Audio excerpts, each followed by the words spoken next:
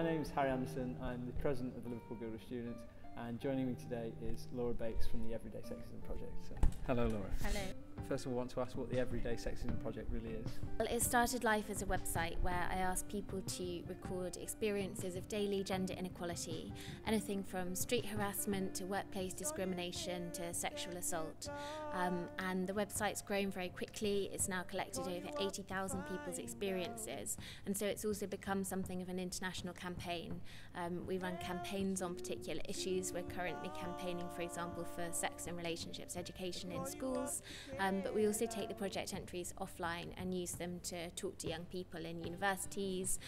We use them to work with the police, and we use them to work with government ministers and MPs as well.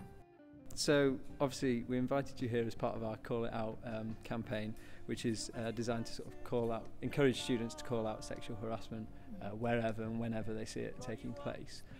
Why do you sort of feel these sort of campaigns are important?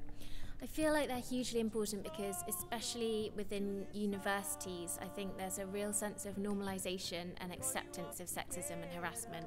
It's something that's so often brushed off as banter, it's just a bit of a laugh, don't make a fuss, it's ironic, and all of these things can combine often to make victims feel unable to protest, or they're further ridiculed if they do protest.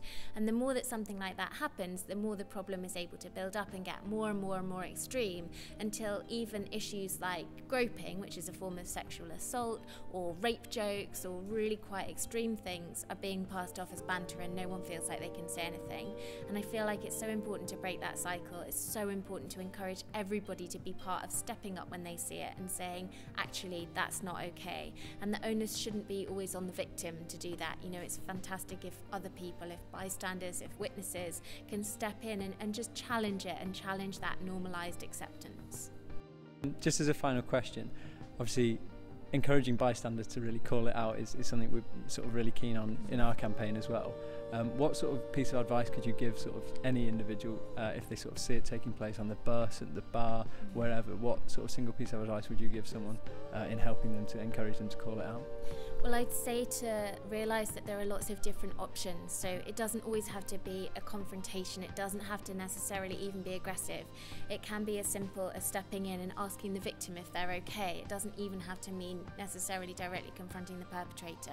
And it can also be about reporting things. So you mentioned being on the bus, and actually there's excellent CCTV on most buses. So if somebody's groping someone, if somebody's extreme harassment, verbally abusing someone, that is something you can report to the police, and it will be taken seriously, and it is something that sort of should be taken more seriously, and people should realise they have the right to report it. Laura Bates, thank you very much. Thank you. Thank you.